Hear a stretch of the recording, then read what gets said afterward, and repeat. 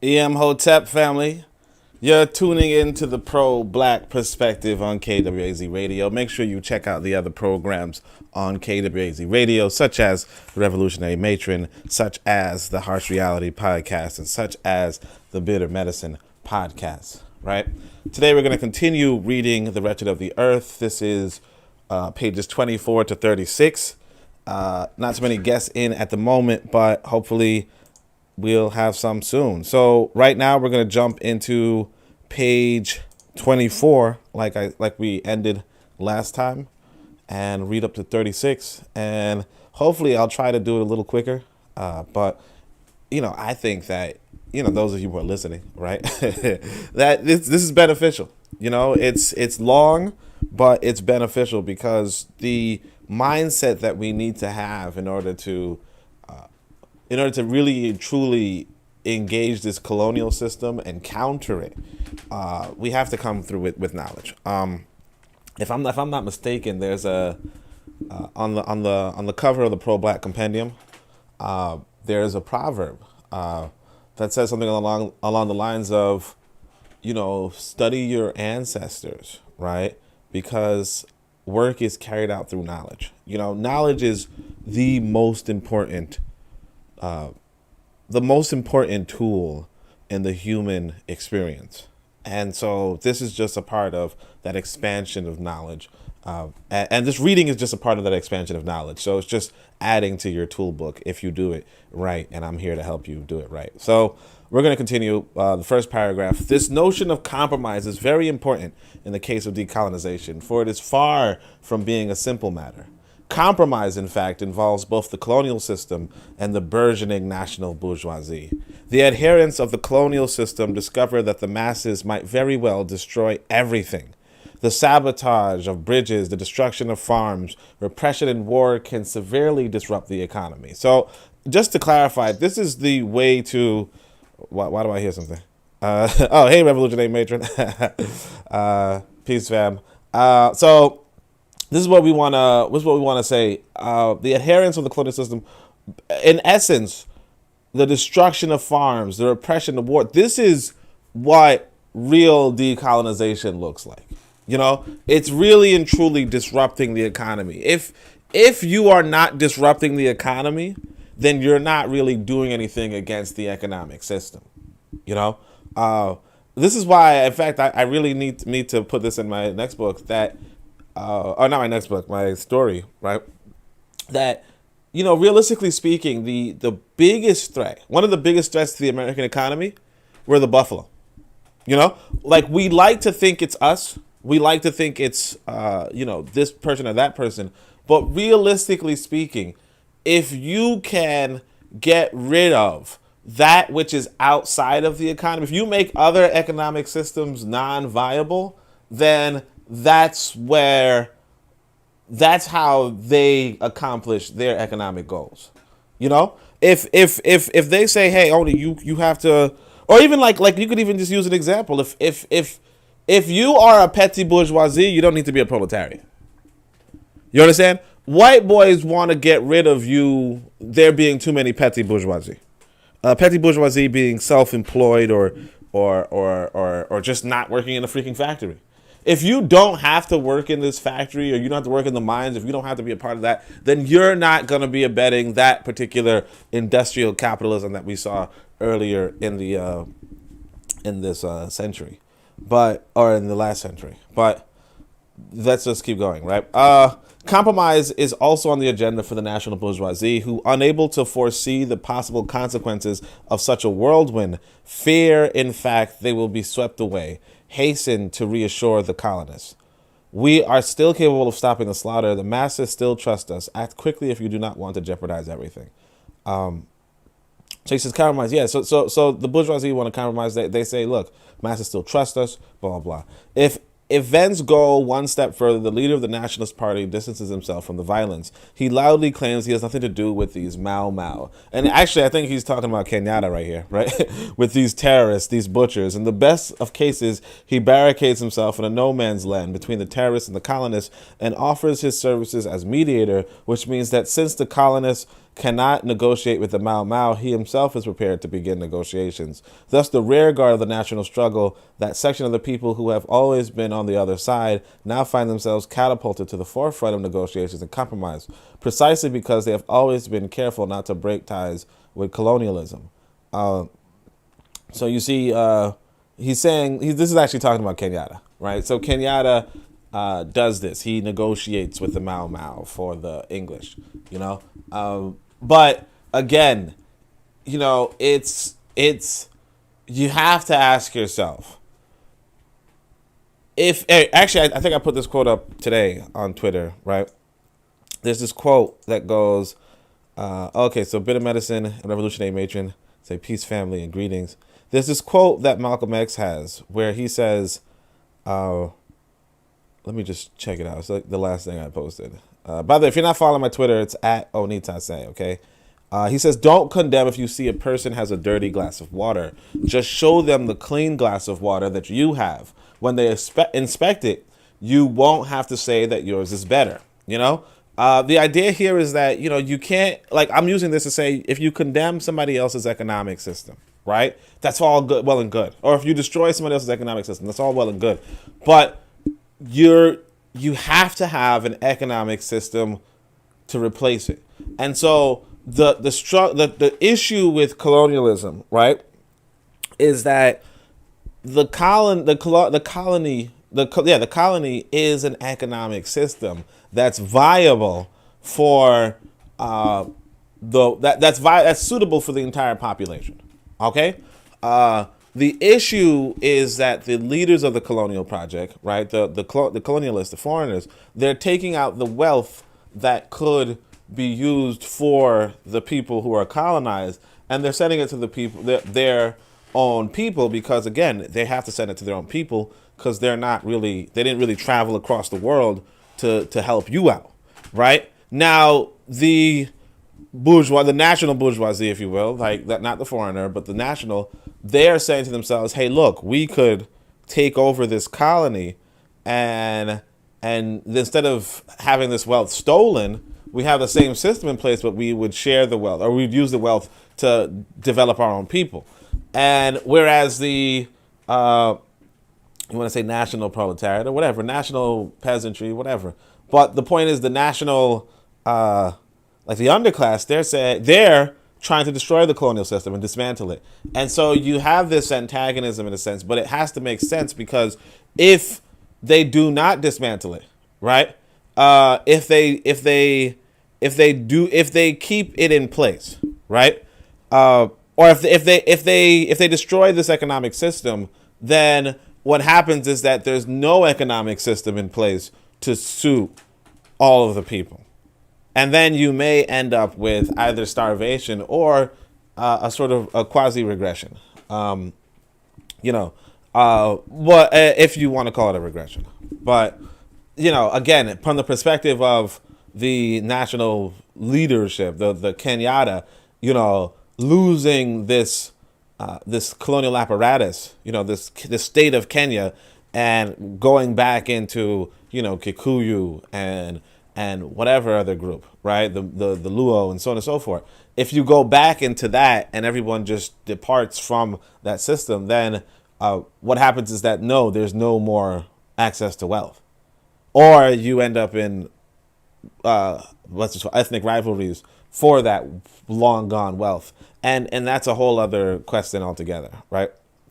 So before holding negotiations, most of the nationalist parties are content in the best of cases to explain and excuse the savagery. They distance themselves from the people's struggle and can often be heard in private condemning those spectacular acts that have been decreed heinous by the metropolitan press and public opinion.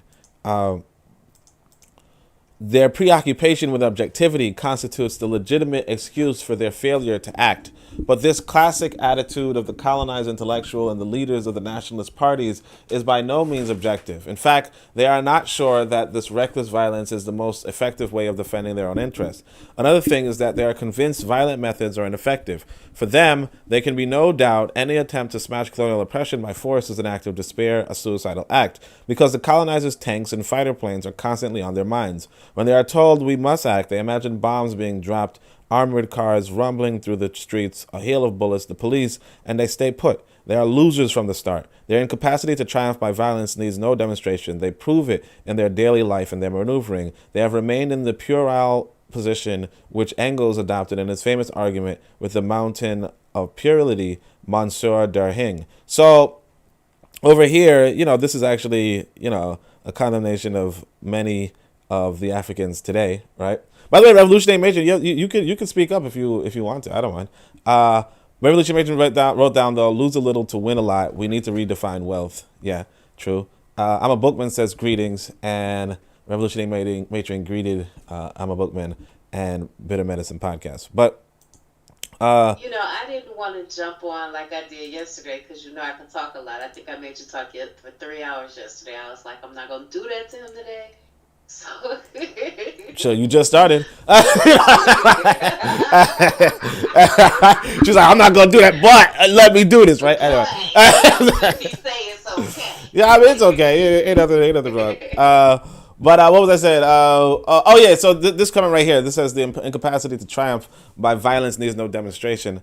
And this is what I'm saying. This is a critique that really falls to even those of us today. Even like I want to say the socialists, even if you were to quote me, you might hear this too. But a lot of people are discouraged by tanks and fighter planes. They're discouraged by bombs and armored cars. A lot of people say, hey, what's the point of building Black Wall Street if they're going to bomb it to the ground? Other people say, hey, let's build Wall Street, but try to defend ourselves. But the reality being that and a lot of people are saying, look, we can't like I said in the other podcast, Elaine Brown, who was at one point the acting chairperson of the Black Panther Party, she was like, she knew that the guns weren't going to scare the Black Panther, going to scare the government. Those guns do not compare to the armored cars, the so on and so forth. But what Fanon is saying of people like that, who are the majority of thinkers in the Western world, she says they're losers from the start. He says they're losers from the start. I actually want to go back to Malcolm X. Malcolm X said that white people haven't really won a war since like World War. Like white Americans haven't really won a war since World War II. They lost Vietnam, and part of the reason is because, and Malcolm X is that the guerrilla, just a Vietnamese guy with a knife can scare the American soldier with all his equipment, so on and so forth. And the reality is that wars are either won or lost from the battle, from the fight. Now, can white people carry out mass slaughtering? Of course. That's without a doubt. And do we want to face up against mass slaughtering? A lot of people don't, but if you're looking for freedom, yes, you have to say to yourself, is like it comes back to that individualist mindset. Because one of the things that white people are afraid to die, right? Black people, not so much, but it comes back to this individualist mindset of, do you want to live on your knees or possibly live or die on your feet, and one of the things that a lot of us are doing is living on our knees, and we're saying, hey, yeah, he has all these airplanes, yeah, he has all this, yeah, he has all that. But when you stand up, it's like what's going on in Iraq, when sure, they fought in Iraq. Like when I was younger, in fact, when I was in high school, and they originally said that they were going to go to Iraq, I was like, shoot, America's so strong and Iraq's so backwards, they're going to be out in a year or something, right? Or a few months. And my history teacher, was a black woman, she was like, you want to bet? And I was like, sure. I'll bet $50 on that, right? Shit, easiest $50 of my life. Now, apparently I gave her $50. But the point is, that took me years to get up those $50 because I was in high school. But notwithstanding, I said, okay, well, I do owe you this. But yeah, we're still not in Iraq. It's not Iraq. And the sense is that you could have said, if you were an Iraqi, you could have been of that perspective. Hey, you know what? If I fight these people, they're going to win, And then reality is no, that the fight continues, and Iraq, which was dirt poor and this, so on and so forth, is putting up a struggle. Now, did a lot of people die? Yes. Did a lot of people give their lives for this freedom in Iraq? Sure. Will Iraq probably eventually become some Arab, whatever, possibly. But that's what it is. You give your life, and at the end of the day, if Iraq turns into something that's pro-Arab instead of pro-American, right, which is what the forecast may be, right, then from an Arab perspective, they won Iraq, right? The same as So, you said. What? so one of the things I want to say is we need to look more closely at the Trail of Tears, going back to do you want to live on your knees or die on your feet? Mm-hmm. They walked them across the country, transported them, and they killed them along the way. Exactly. And when they got to their inevitable destination, because they had succumbed, they were already a defeated people. But for as long as there was resistance to the imperial objectives, there could be no peace on either side. And I go back to my signature statement on your show, which is that war is a posture, and it never ends, because they are always at war with you. Exactly. And this is what I want to say too, is that if a country in Africa said, you know what, we're going to go to war, and they got that support, and the war drew out for 20, 30 years, because the war in Iraq probably was like 12 years now or something, right? Or maybe longer, right? It draws out that long. Iraq has been going on for over 20 years, because I was in high school when it started, and my 25-year anniversary just happened. Your 25-year anniversary, you said? Yeah, from high school graduation. Yeah. Oh. So like, yeah. So like. Oh, you talking about the earlier. You talking about the earlier. You talking about the earlier one. The George Bush one. Yeah. Well, right. the other George Bush. Exactly, right? Feel me? But that's what it is. But that's what I'm saying. Like, you fight for 25 years or whatever, and then they're finally like, well, maybe they're gonna pull out, maybe they're not. But the point is that if you had that in Africa, right, you can like you see how like the power of Africa would be that much more significant, notwithstanding being on the worser side of a massacre, right? Notwithstanding that, the religion, the belief, the spirituality, the economics, the politics is going to be that much more refined, as it is in Iraq. It's that much more refined in Iraq now than before, because they understand, hey, you know what? This foe of ours is the issue. And if you had that sort of mentality in Africa, you wouldn't have all this other sort of garbage going on, which is like innumerable.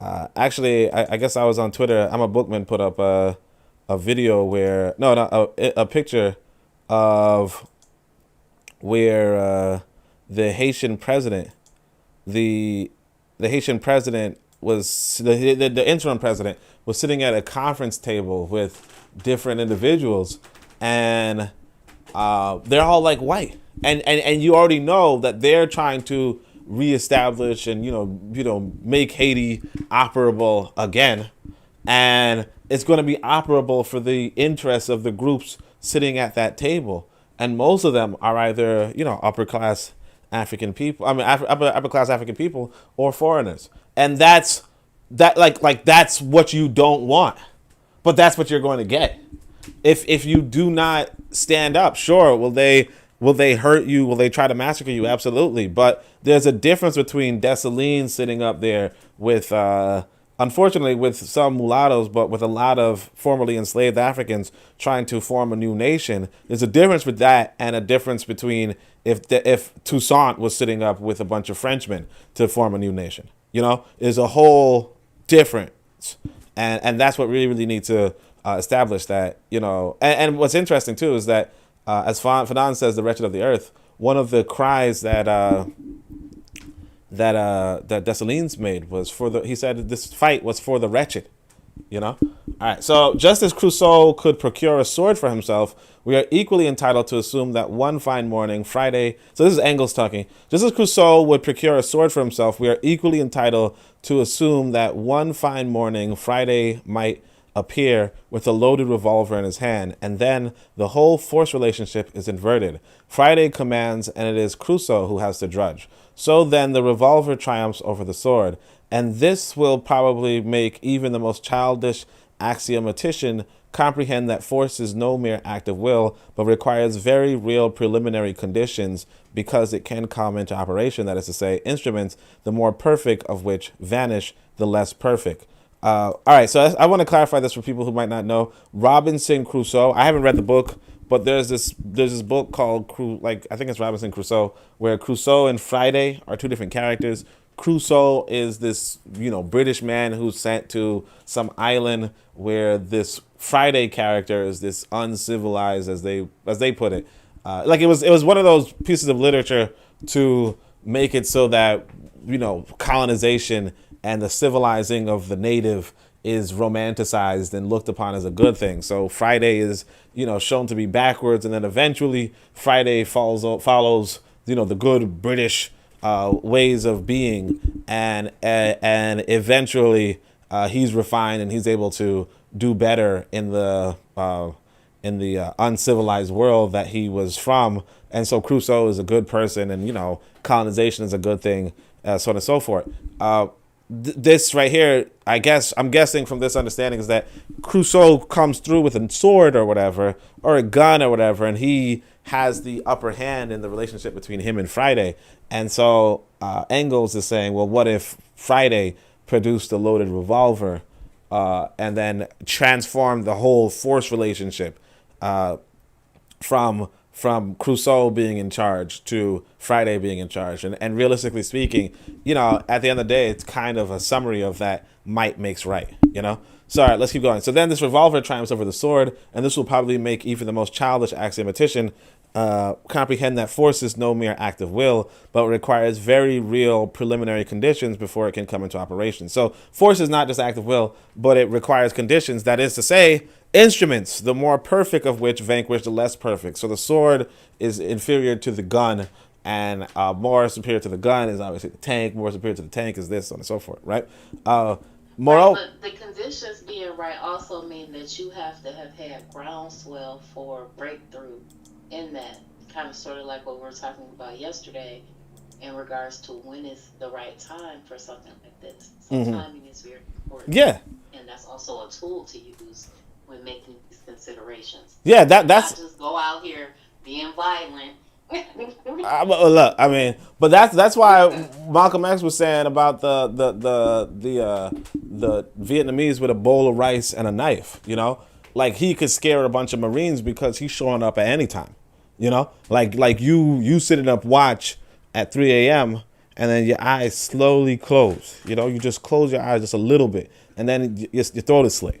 Because he's waiting in the cut, for you to just doze off a little bit, for your senses to just go down a little, and then your whole barracks is wiped out.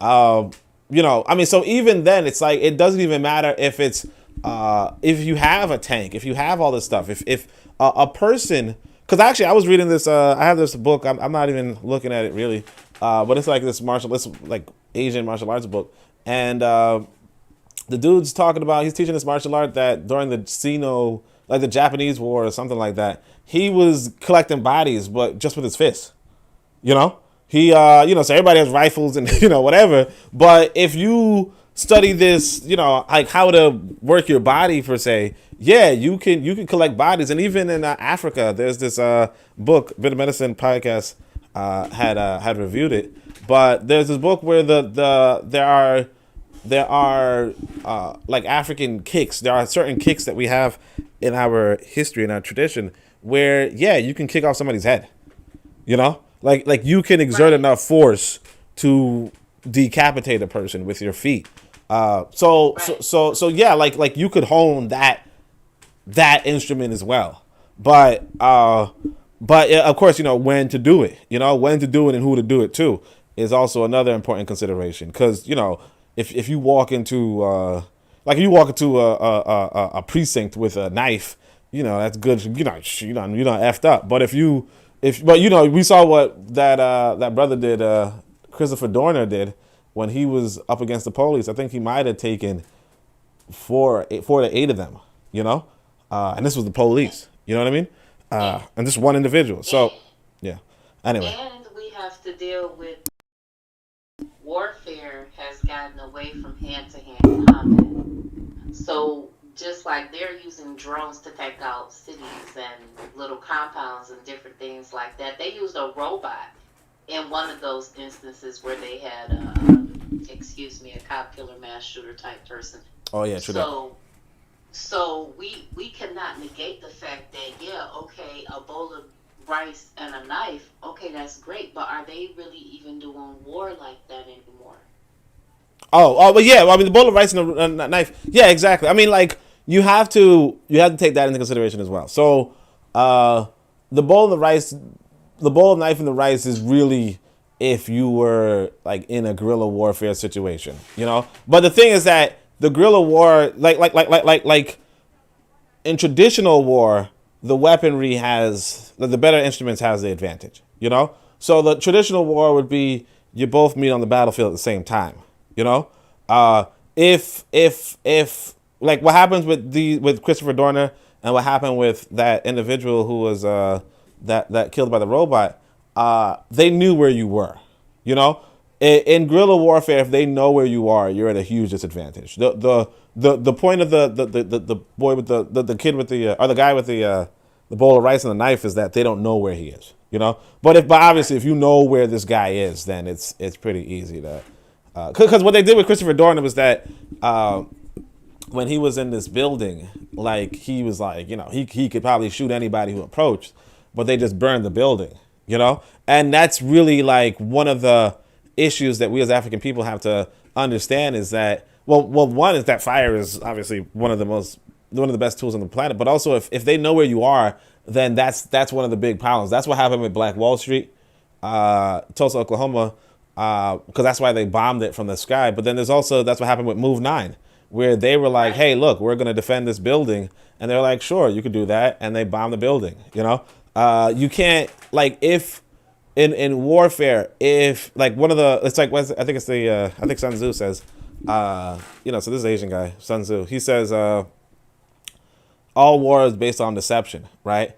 And so one thing is that you don't, if the enemy knows where you are, then you're no longer deceiving them. And it then comes down to, who has the better firepower. But if they know, if the drone strike knows where you are, then you already done messed up. But if they don't know where you are, then they can't drone strike you. They can't they can't robot you. Now, obviously, there are ways to find out where people are hiding, so on and so forth. So that's another consideration. But, that's where I would say that African people have to explore, counter acts, counter, like other Turner technology. Because, yeah, they have to explore other technology like other nations do, like the Russians do or the Chinese do. They're aware of what sort of technology is out there, and they're aware, and they're researching how to counter it, and that's really what we have to really be about. But anyway, so actually I put that in my other book, Zubiri. He talks about that. So all right, so then the revolver triumphs over the sword, and this will probably make even the most childish axiomatician comprehend that force is no mere act of will, but requires very real preliminary conditions before it can come into operation. That is to say, instruments the more perfect of which vanquish the less perfect. Moreover, that these instruments have to be produced, which also implies that the producer of more perfect instruments of force, vulgo arms, vanquishes the producer of the less perfect instrument, and that, in a word, the triumph of force is based on the production of arms, and this in turn on production in general, therefore on economic power, on the economic order, on the material means which force has at its disposal. So, okay, so this is Engels breaking down that, realistically speaking, the better weapons are being produced. They're being like the drones, the robots are being produced, and that means that an economy that is productive, because that's one of the issues with us as African people, is that a lot of us are more consumers than producers. And so he's saying, well, look, if you're in production, therefore you have more economic power and the economic order and so on and so forth, more materials at your disposal. And so the concentration also on top of, if you're talking about war, should be about being able to produce. Because another thing is, like you say, well, robots are pretty good against people with knives and so on and so forth. The drones are pretty good against people, against cities. But then if you're not also producing drones and producing robots, then you're leaving yourself vulnerable, So let's see, actually, right here. I think he's actually going to say it. He says, in fact, the reformist leaders say the same thing. What do you expect to fight the colonists with? With your knives? With your shotguns? Yes, instruments are important in the field of violence since it's the end. Oh, so also I guess he's saying that you also have to attack the productive bases. So you attack the factories, and that's what. If we recall what the nuclear weapons dropped on Japan were about, I think like Hiroshima, either Hiroshima or Nagasaki. I think Nagasaki was was an industrial base. It was like a place that Japan was using to produce weapons. I believe the other one might have just been a city, straight up. But it might have also just been a city around an industrial base. But either way, like America was, doing whatever. But yeah, a lot of times what you do in war, in fact, is that you bomb their industrial capitals. That like you do that in order that they can no longer produce those weapons. But anyway, so he says, yes, instruments are important in the field of violence, since at the end, everything is based on the allocation of these instruments of force. But in this respect, it so happens that the liberation of colonial territory sheds new light on the matter. For instance, during the Peninsular War, which was an authentic colonial war, Napoleon was forced to retreat despite having mustered the massive figures of 400,000 men during the 1810 spring offensive. Yet, the French army's instruments of war, the bravery of its soldiers, and the military genius of its leader made the whole of Europe terrible. Confronted with the enormous resources of the Napoleonic army, the Spanish, bioed, I guess I remember this word. I can't remember how to say this. By an unshakable national fervor. Oh, I forgot to share the screen. Sorry, let me share that screen for you, sis.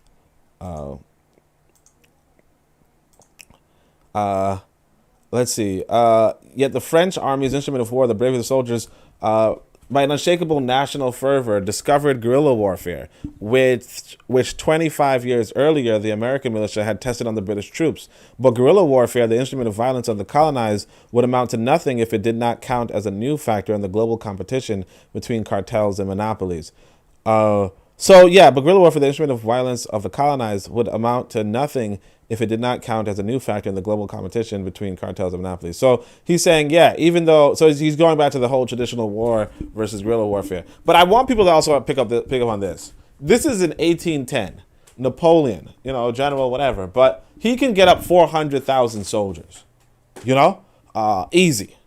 And then that is really one of the issues and troubles with us as a people in the African world, is that even the Songhai Empire, for instance, could gather up 200,000 people, but we today can't. We can't, I think I can't remember correctly. I think the Haitian Revolution, I'm not too sure, but I think eventually Dessalines said, I could win this thing with I want to say 200,000 soldiers or maybe even 40,000 soldiers, right? But even that is, for today in modern times, is pushing it, Our people are just not training themselves or even recognizing any sort of authority or any sort of hierarchy in order to be called to a confrontation, obviously, you can always train people pretty quickly. But even then it's like, which army, which military, because you don't even have a nation. that you recognize as that Garveyite expression, right? So anyway, so at the start of colonization, a single military column could occupy a vast amount of territory, from the Congo and Nigeria to the Ivory Coast, etc. But today, the national struggles of the colonized is part and parcel of an entirely new situation. Capitalism, in its expansionist phase, regarded the colonies as a source of raw material which, once processed, could be unloaded on the European market. After a phase of capital accumulation, capitalism has now modified its notion of profitability. The colonies have become a market. The colonial population is a consumer market. Consequently, if the colony has to be constantly garrisoned, if trade slumps, if manufactured and industrial goods can no longer be exported, this is proof that the military solution must be ruled out. A blind domination on the model of slavery is not economically profitable for the metropolis. The monopolistic fraction of the metropolitan bourgeoisie will not support a government whose policy is based solely on the power of arms. What the metropolitan financiers and industrialists expect is not the devastation of the colonial population, but the protection of their legitimate interests using economic agreements. So this is actually pretty interesting right here. This is the growth of capitalism. Once upon a time, capitalism was such that you would import raw materials from Africa and sell those finished products in European markets. The only issue with capitalism is that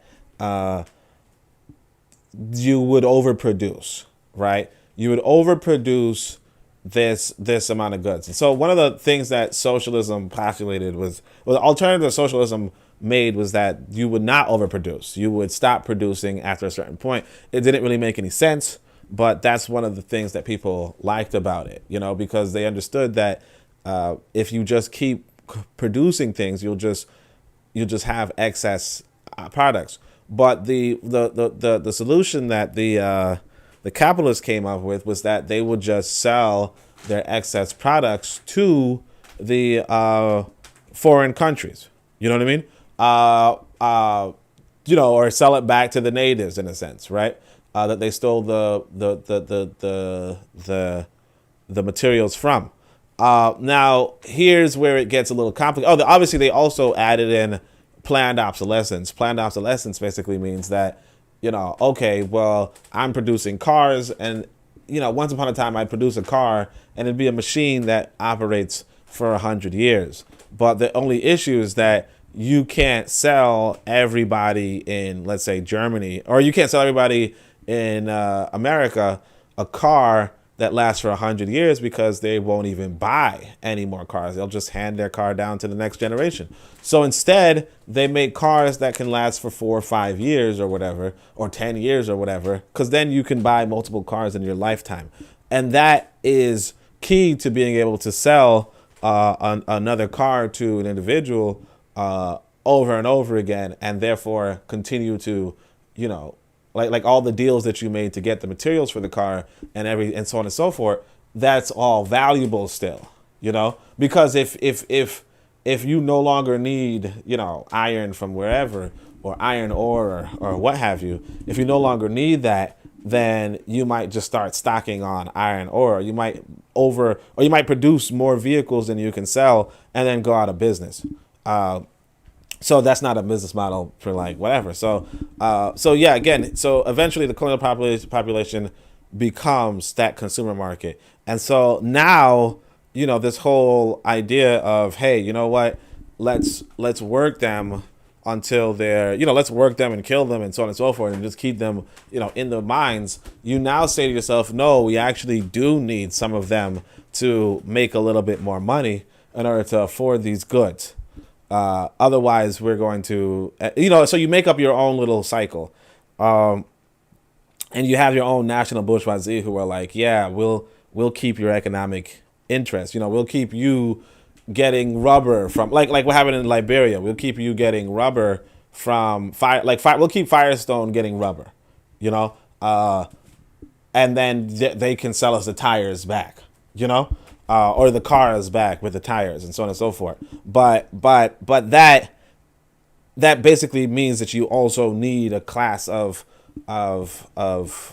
natives who are essentially well-to-do. because then they're going to get the cars, obviously. So anyway, capitalism therefore objectively colludes with the forces of violence that erupt in colonial territories. Moreover, the colonized subject is not alone in the face of the oppressors. There is, of course, the political and diplomatic aid of the progressive countries and their people. But above all, there is the competition and the pitiless war waged by the financial groups. The Conference of Berlin was able to carve up a mutilated Africa among 3 or 4 European flags. Currently, the issue is not whether an African region is under French or Belgian sovereignty, but whether the economic zones are safeguarded.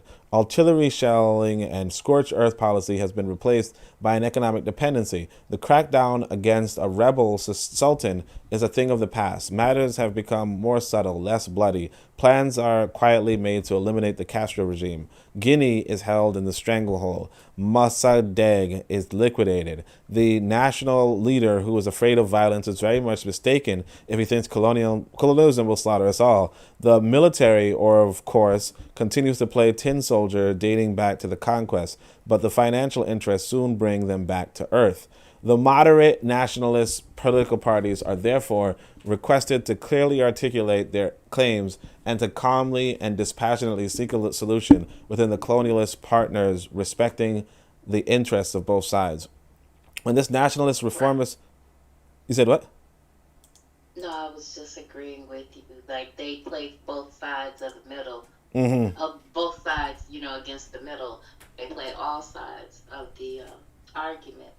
And we can't continue in an economic system that only benefits a few, because what they wind up doing consistently is having the ability to transport production and or the jobs, but they can't move the people, and so the nation gets more and more impoverished. Like, that's a part of the vicious cycle. That's what a lot of people are going through right now, because you're producing in excess all of these goods that cost extra money, and you don't have a population that you want to pay enough money to buy your goods, because you're still trying to extract more profit from the top. Yeah. And that's what it is. Like I said, like, if you look at the image of what's going on in Haiti, or what's going on in Haiti, is that you see the leadership is going to sell out. Like, it's going to sell out. But at the same time, who is coming up with the system otherwise? Like, who is coming up with the system for otherwise? And actually, I could even say with regards to, because this is why I advocate for like a skilled economy, because one of the issues that we have, like, for instance, here in America, is like we have this hood, right? The hood. And in the hood, we have to sit and ask ourselves, how can we develop those places economically, right? And one of the, and obviously, unfortunately, the one of the main entities that possibly could do it is the same entity that doesn't want to, like, i.e. the government, right? But the reality is this, that because there's this hood near me. It's called I want to say Brownsville. Yeah, Brownsville. So there's a sister who was in the Brownsville, and she was telling me about how once upon a time, like, it was a nice area. But the reason why it was a nice area, she pointed out to me, was because a lot of the men were able to work in these factory jobs and had good pay. But then what happens was these factories went abroad. So the factories go to India. The factories go to, Chile. The factories go to China or whatever. And so now the people who were living there, who had good jobs and good employment, the black people who were living there, right? Now that they do not have these good jobs, right? The younger people who have to now fight for, who now want the limited roles available to them, can't get them. But they still need to eat. They still need to drink. They still need to so on and so forth. The issue now becomes, well, if you could somehow give them that good factory job or whatever, that'd be fine. because what happens is that America now moved from a unskilled economy into a skilled economy, right? So a factory job is an unskilled job. You don't need you don't need skills to pull a lever or whatever, or tighten a screw or whatever you're doing, right? You don't need years of study. And what happens is that if what happened with the African people inside of these hoods is that they do not get that sort of full education that would make them like useful as engineers or programmers or web developers or whatever it is that America is now doing predominantly, right? Or is the good paying jobs in America, right? Because of that, like you don't know what to do. Now,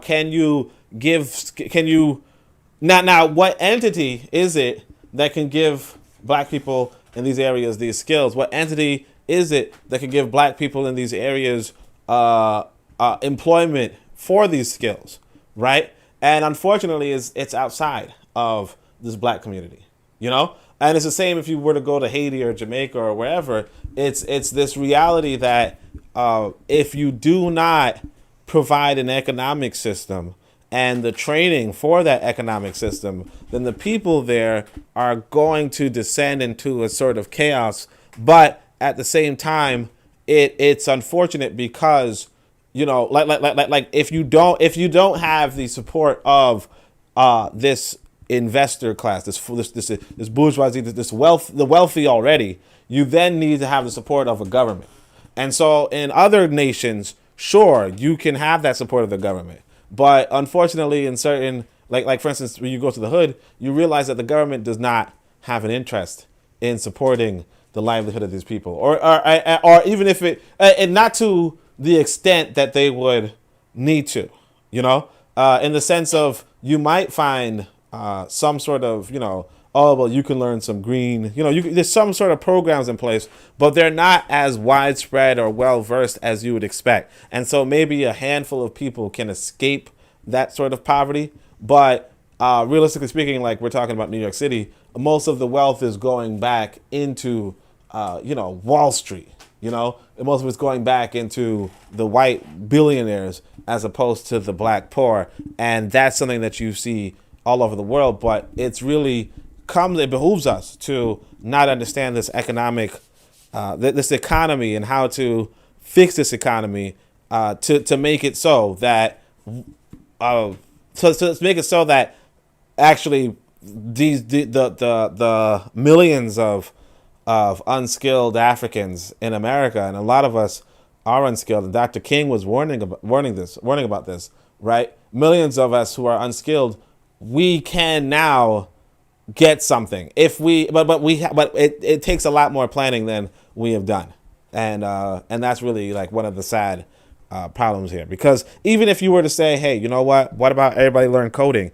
The reality is there's not too much coding opportunities after a while. There's only so many slots. What if we in other words, there is this lack of jobs, and there's and unfortunately the only people who can create the jobs are the wealthy or the government, and the wealthy and the government don't have an interest in you.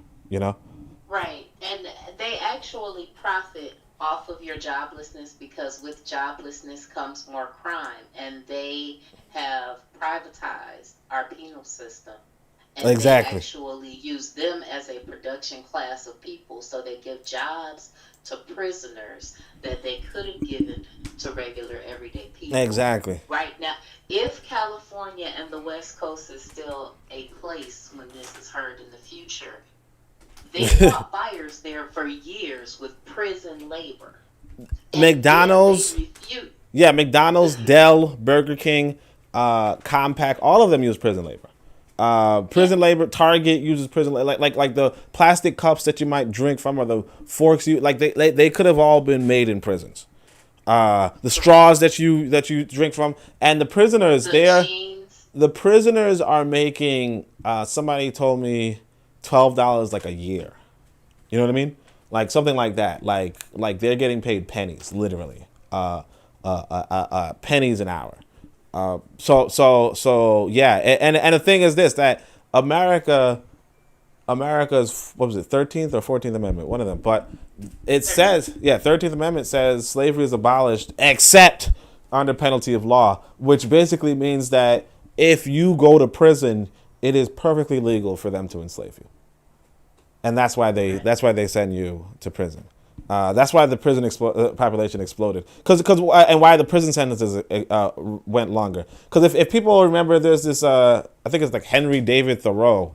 He's this white, this white naturalist or whatever. But his thing was that I think he didn't want to pay his debt. And so they gave him prison time, or they gave him a prison sentence. And it was like 3 days, like it was like, or like 3 days at the or like 3 days at the stocks or whatever. But the point is that the prison sentences were once upon a time. Like when it was just white people here, or just white people that prison was about, or when you couldn't enslave somebody and you had to like feed them and clothe them and all that. Prison sentences were like a year, like at most, maybe not for murder, but maybe so. But then when it became the fact that, oh wait, we can still enslave black people after slavery was over. I mean, after slavery was abolished, we could still enslave black people. Then we're going to prison. Like you stole something, now you get 10 years. And that's 10 years of your life. Can we also address the fact that America is one of 2 countries founded as a penal colony? Oh, in Australia? Yeah. Oh, yeah. Sure. Like, so their whole culture, and we don't talk about this enough, but we're living with the effects of it, and hopefully they're not living with the effects of this in the future, but we're living with the effects of this group of people that were the scourge of the earth in their society. And then they were sent somewhere else because you had choices. If you were a prostitute, you could go do this jail term, or you could go to America. If you were a thief, if you had committed some other heinous crime within the, I guess you would call it the kingdom, Great Britain, which is just Britain. Okay, Great Britain is an actual. Oh, no, I understand. I know. It's okay because I get so tired of hearing people. Oh, Great Britain. No, it's just Britain. That's just Britain. You know what I'm saying? But like no. Let me say, KW97 says he clarified. He says they needed to use a robot to take out Micah Johnson, who took down 5 race soldiers. So, and Bit of Medicine podcast also says 33 cents per hour. Or is it 0.33 cents? I can't tell. But it's a little bit of money. The moderate nationalist political parties. Oh yeah, let me just continue. I guess the military, blah blah blah blah blah. Oh yeah, so we just read that. So when this nationalist reformist movement, often a caricature of trade unionism, decides to act, it does so using extremely peaceful methods, organizing work stoppages in the few factories located in the towns, mass demonstrations to cheer a leader, and a boycott of the buses or imported commodities. So, of course, he's talking about Dr. King, right? No, I'm joking. But he's just talking about general. All these methods not only put pressure on the colonial authorities, but also allow the people to let off steam. This hibernation therapy, this hypnotherapy of the people, sometimes succeeds. From the negotiating table emerges the political agenda that authorizes Mansour Mba, President of the Republic of Gabon, to very solemnly declare on his arrival for an official visit to Paris, Gabon is an independent country, but nothing has changed between Gabon and France. The status quo continues. In fact, the only change is that Mansour Mba is president of the Republic of Gabon, and he is the guest of the president of the French Republic. So, yeah, so basically he's talking about hypnotherapy, and that's like that's Dr. King and stuff, where. And this is actually what I was thinking about today. I was thinking to myself, were there any consequences? Because I was actually eating an orange, okay? So I was like, were there any long-term consequences for the Trayvon Martin, murder, and long-term consequences for Florida? Because, when I see an orange, I think about the, how people were saying, oh, we're going to boycott Florida's natural. We're going to boycott this orange juice company in order that we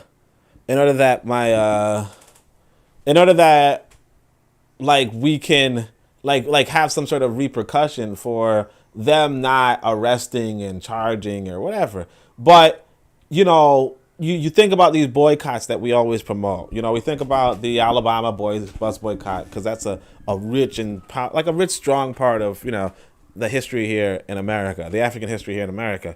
But what Fanon is saying is that those extremely peaceful methods, work stoppages at works, mass demonstrations to cheer on the latest leader, and boycotts of the buses and or imported commodities. Oh, Dr. King was like, we're not going to, like, people are saying Dr. King was killed because he was talking about he want to boycott Wonder Bread and so on and so forth, right? But Fanon is saying that is a hypnotherapy. That's hibernation therapy. It can succeed. It succeeds in the sense of, at the end of the day, you boycott Wonder Bread, and Wonder Bread is feeling it, and then Wonder Bread says, okay, fine, we'll hire some black people, some black managers, right? And then you go back to eating Wonder Bread, and you're still dominated by another people, but you just now have a boss with the last name Thompson instead of the last name Tom. You know what I mean? Instead of the first name Tom. You know what I mean? Or fighting to spend your money because you want to eat at a lunch counter. Being totally dehumanized and humiliated. Having dogs and water hoses, high pressure, high power water hoses brought upon you because you want to eat at a lunch counter. Yeah. Or come into a certain door. Like, I have this book, things, quote unquote, matter. But at the end of the day, if you had consolidated your economy and fortified your community and built with the people that were near you, you would be in a better position. Yeah, I have this book. I think it's called like Freedom Riders, something like that, right? Or something like that. But like some sister gave me, I guess, a bunch of books that they no longer could use because they're children books, right? And a lot of them are like African American books, and they have nice covers and nice, whatever. But you're reading them, and almost all the time, if they're not religious, they are, along this idea of just docility or whatever. But one of them has this little girl who's, she's like, she sees a white girl in a window of a store eating a strawberry shortcake or something like that, some sort of ice cream, and she's like, man, I wish I could do that. And her mom's like, no, you can't, whatever, obviously. That's only for white people or whatever. And then eventually, her brother's like, no, they protest and they see Dr. King and all that kind of stuff. And eventually, at the end of the story, the little girl is sitting up and the same waitress who was looking at her before, like, why are you sitting here, nigga? Get out of here, Unfortunately, I don't want to use that language, but that's how white people talk, right? The same waitress is like, here you go, sweetie. Here's an ice cream. And that's the end of the story. And you're just like, I don't know if I want ice cream. Like, I don't know if I know that somebody has this sort of negative view on me, like just like 2-3 months ago, I don't know if I want their ice cream. like it would be better. It would be better if, like if the story ended with, a black family, a black business, that would be a lot better. But instead it ends with, yeah, okay. Did the economic relationship change? I mean, not really, but Like for instance, the white boy still has this business. The white racist, if you will, still has this business, right? And they're just getting more business. That's all. Like, all you did was increase their market share. Yeah, exactly. You just increased their market. That's all you did. Because once upon a time they was only servicing white folk. Now they service white and black folk. You're just lost. But anyway, all right. You guys get it. All right. So the colonialist bourgeoisie is aided and abetted. And I might not have said the right title for that book, but I can always show you guys another time if you're like if somebody wants to know from the comments, just let me know and I can look it up then. The colonialist bourgeoisie is aided and abetted in the pacification of the colonized by the inescapable powers of religion. All the saints who turned the other cheek, who forgave those who trespassed against them, who, without flinching, were spat upon and insulted, are championed and shown as an example. This is, again, Dr. King, right? The elite of the colonized, and not just Dr. King, obviously. This is all over Africa. There's always some, like, Dr. King is just the one that we have in America. And he was a good example. But even Mahatma Gandhi, although I don't think he was Christian, he's well known for that pacifism and that nonviolence and so on and so forth. But now the other part of any of this, of any pacifist movement, is that the pacifism of a king would not have worked without the threat of a Malcolm. And Gandhi, who is no hero because he went to England and found out he wasn't really white, and that was what made him an Indian nationalist. There was another leader at that time that was the violent counterbalance to him. So when we talk about things, this goes back to the Mayadava situation, to balance and order and things like that. They were willing to deal with King because Malcolm was like, I'm uncompromisingly here. They were willing to work with Gandhi or give him some measure of grace and dealing with, because the other leader in that country that was the balance to Gandhi was someone that they did not want to. They were afraid of them. Yeah, exactly. But that's the thing. That's what they want. That's what like they want. Because what happens is this: the normal reaction is that Malcolm. That normal reaction is that violence, is that I don't really like you, right? And the abnormal reaction is that, you know what, I actually do like you, or I love you, and all that. Now, when you have that as the imperialist, it's like, just imagine it like you're on a plantation, right? Let's say, I mean, let's never happens, right? But let's say you're leading a plantation, or not leading a plantation, but you're the enslaver, whatever, right? If you're the enslaver, there are going to be, it's like the house Negro versus the field Negro, in fact, right? Although I don't really, I think that was more of an illustration. It's not a reality, but let's say that it was a reality, right? Who do you work with? Who do you want to put in charge? The field Negro who wishes you dead, or the house Negro who wishes who wishes you alive, who wishes you life? And that's really, who is probably your child, who is probably also some type of relative connection to you. Exactly. That's why they got. So who do you want to put in charge? You get what I'm saying? Who do you want to work with? You work with the house Negro. Exactly. That's what. So the normal thing to be is the field Negro, right? The abnormal thing, like you even said, like maybe they're a bastard, or maybe they're a mixed, or maybe they're part enslaver themselves. That's the like it just happens to be that's the person, because it's not so, it is the counterbalance, but it's also the reality that these people are unusual, that they are in fact, and here's the issue. The issue is that we as the field Negroes are still looking at the Dr. King like, yeah, that's a good guy, and you shouldn't. You know what I'm saying? Like you look at the house Negro, who's the field Negro's praying for. I think Malcolm X said that when Master's sick, the field Negro is praying for him to pass away, and the house Negro is praying for him to recover. Now if the house Negro comes in front of you and says, well, I hope Master recover, and blah blah blah blah, and you as a field Negro says, yeah, you're right, you got a point there, we should be good. Like obviously something messed with your head. And that's the religion. But something messed with your head if you thinking that this house Negro come in front of you and, I had a dream, and you're like, yeah, that's a good dream right there. Little black boys and little black girls walking, that's not, that don't make no sense. You know what I mean? Like imagine me, my son walking down the street with a little white girl with his hand. Like why is that a dream for you? That's weird. You know what I mean?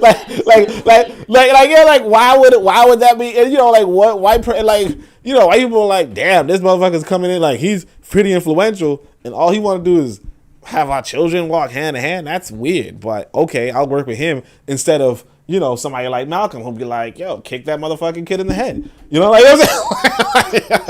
I'm not saying he say that, but all right, let me stop. Now Malcolm didn't say that, okay? I'm just playing. And we don't feel that way either. We just want our children to have pride in themselves. Mm-hmm. And when your first love is not someone that looks like you you don't love yourself. This is another reason why you should be very aware of your leaders and what type of lifestyle they live. Because a Sure. leader must lead a lifestyle you can emulate that will create more people that look like you. There you go. KW7 says there's been no consequences for Urugu tyranny, and that's what it is. That like Dr. King is saying, Dr. King is not only were there no consequences, Dr. King is saying there should be no consequences. Mahatma Gandhi is saying there should be no consequences. You know, this president that he just mentioned of Gabon, Mansour Mba. Dang, what kind of name is Mansour? But anyway, all right, maybe it's Mba. I don't know. But yeah, he's like, there should be no consequences. The status quo, like he literally says, the status quo continues. Nothing has changed between Gabon and France. That's not a good thing. That doesn't make any sense. You know what I mean? But that's what it is. That's what we'll see. That's what we see today, and that's the people that they're going to work with. So the colonial bourgeoisie is abetted by the power of religion. Champion. The elites of the colonized country, those emancipated slaves, once they are at the head of the movement, inevitably end up producing an ersatz struggle. They use the term slavery of their brothers to shame the slave drivers or to provide their oppressors, financial competitors, with an ideology of insipid humanitarianism. Never, in fact, do they actually appeal to the slaves. Never do they actually mobilize them. On the contrary, at the moment of truth for them, the lie, they brandish the threat of mass mobilization as a decisive weapon that would, as if by magic, put an end to the colonial regime. There are revolutionaries, obviously, within these political parties, among the cadres, who deliberately turn their backs on the farce of national independence, but their speeches, their initiatives, and their angry outbursts very soon antagonize the party machine. These factions are gradually isolated, then removed altogether. At the same time, as if they were dialectical concomitants, the colonial police swooped down upon them, hounded in the towns, shunned by the militants, rejected by the party leaders. These undesirables with their inflammatory attitude end up in the countryside. It is then they realize in a kind of intoxication that the peasant masses latch on to every word and do not hesitate to ask them the question of which they are not prepared. When do we start? So he's talking about how, yeah, sometimes. So this is actually pretty interesting. He's just saying, generally speaking, although I do want to look up what this ersatz struggle is. Maybe I'll just look that up right now. I mean, technically, you're supposed to look up stuff when you're reading. Let's just see if I could find it. Just very quick. Ersatz means made or uses a substitute, typically an inferior, for something else. An ersatz good is a substitute good, especially one that is considered inferior to the good it replaces. So he's saying they turn the term inevitably end up producing a inferior struggle. So the elite of the colonized country eventually end up making an inferior struggle. They use the term, so they say slavery of their brothers. Basically, they're always appealing to the colonizer, and that's the thing that I picked up on from Dr. King. I mean, a little bit so Malcolm X too, but Dr. King in particular, where he is, well, see, Malcolm X could talk to anybody. He could talk in any group. Dr. King seemed to mostly be talking, to white people and trying to appeal to them and so on and so forth. Not so much mobilize the masses of African people as much as, try to get white folk off his back. And, he was pretty effective in the colonial apparatus, he was able to get more jobs for people. He was, it's just not a negative, so on and so forth. But what he goes back to to like the educational system, because like he was Dr. Martin Luther King before he was like 26. So he had been raised in a 2-parent household, which was common at the time. But he was a part of that buffer caste of people whose job is to mediate between and be the person representative of the future elites that have white minds and white to have them. Mm-hmm. Yeah. I mean, it's Reverend Dr. Martin Luther King, right? You know what I mean? Like he was, and his father, and it was like Reverend Dr. Martin Luther King Jr. His father was already Dr. Martin Luther King, and not only that, but like his name, Martin Luther, is after this Protestant, Protestant reformist. Once upon a time, like he was legit. He was about that. He was about that life. You know what I mean? Like he was, he was named after some white boy. You know what I mean? Like he wasn't gonna turn against them. there are revolutionary. So he's like, yeah, there are revolutionaries in these political parties who eventually like they get subjugated as well. So but then they go to the peasants, and the peasants are like, yeah, what you're talking about revolution? Let's fight. And even then, they're just like, wait, what? Where I was just talking, you know. So this encounter between the revolutionaries from the towns and the peasant population will be dealt with later on. For the time being, our attention should focus on the political parties in order to demonstrate the nevertheless progressive nature of their action. In their speeches, the political leaders name the nation. The demands of the colonized are thus formulated. But there is no substance, there is no political and social agenda. There is a vague form of national framework which might be termed a minimal demand. The politicians who make the speeches, who write in the nationalist press, raise the people's hopes. They avoid subversion, but in fact stir up subversive feelings in the consciousness of their leaders or listeners or readers. Often the national or ethnic language is used. Here again, expectations are raised and the imagination is allowed to roam outside the colonial order. Sometimes even the politicians declare, we blacks, we Arabs. And these terms, charged with ambivalence during the colonial period, take on a sacred connotation. These nationalist politicians are playing with fire. As an African leader recently told a group of young intellectuals, think before speaking to the masses. They are easily excitable. There is therefore a cunning of history which plays havoc with the colonies. I mean, this kind of makes you think about, I mean, no disrespect to Malema, obviously, but it makes you think about people like Malema who are stirring up feelings in the masses, you know, just by saying we blacks or, you know, we South Africans, you know, like it stirs up feelings. And then, you know, the masses sometimes take it one way or take it another. And this is something that we see all over. It's like, and of course, you know, like what Fanon is saying is that everybody who's, you know, making public speeches tries to avoid subversion. You know, they avoid saying, yeah, let's attack this, you know, XYZ, but they also, but they can stir up the feelings. And unfortunately that can backfire, because you see that with, you know, I want to say the ADOS movement, where it's like, we black Americans. And then, well, what does that mean now? You know, it could stir up the feeling of, you know, oh yeah, we black Americans, as opposed to those white Americans. Or it can go another way and be we black Americans as opposed to those black foreigners. And, you know, when it goes in that direction, you see a sort of distraction from the larger colonial picture, which is, you know, obviously the white Americans are the problem.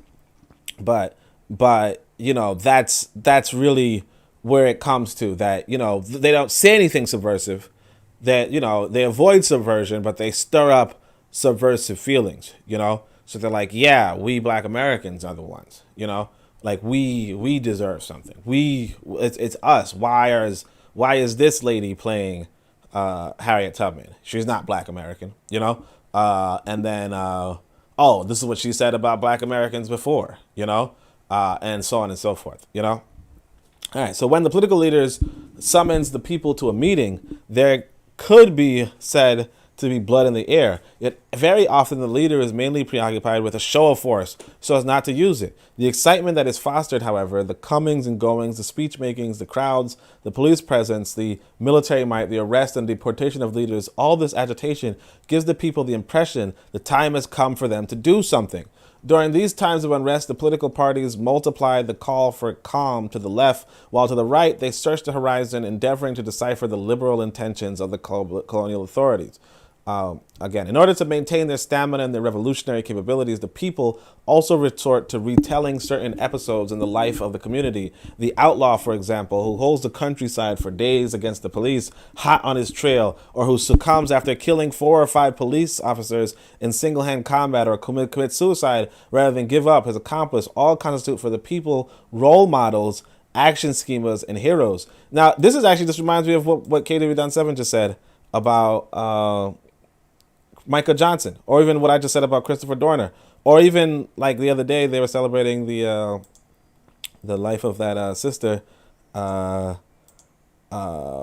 Corinne Gaines, right? But this is it. He says, and I see PCs here, right? PC, after I was talking stuff. But anyway, Korean Gaines is another example of the outlaw, for example, who holds the countryside for days after the police against the police, hot on his trail, or who succumbs after killing 4 or 5 police officers in single-handed combat, or who commits suicide rather than gives up his accomplice. All constitute for the people role models, action schemas, and heroes. And there's no point, obviously, in saying that such a hero is a thief, a thug, or a degenerate if the act for which the man is prosecuted by the colonial authorities is an act exclusively directed against a colonial individual or colonial asset. Then the demarcation line is clear and manifest. The process of identification is automatic. So, that's actually really interesting because we have those stories. This is from the last decade of Korean Gaines, Christopher Dorner, Micah Johnson, even earlier stories, obviously. And we have the same folklorists, and we give them their props, we heroize, we make them heroines, or heroes, in the sense of, and we don't, some obviously will say, oh, these are this, that, so on and so forth. But we don't.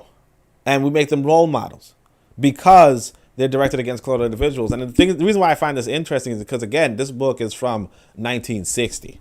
It's not from, it's not somebody writing in 2000 about these individuals, but rather they're talking about something that colonial people do.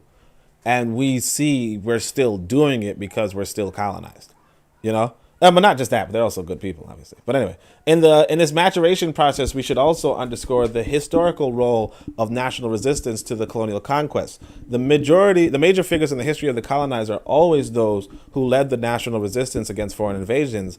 Behanzin, Sunjata, Samori, and Abdelkader are revived with particular fervor during the periods preceding the actual struggle. This is proof that the people are preparing to march again, to break the lull introduced by colonialism and make history. So that's actually pretty interesting. He's saying in these African countries, if you will, there's a revival of, anti-colonial narratives, right? And we kind of seen this that precede the struggle. And so what he's saying is that like this works in 2 ways. It informs you that as the consciousness of the people goes more towards these liberatory stories, right?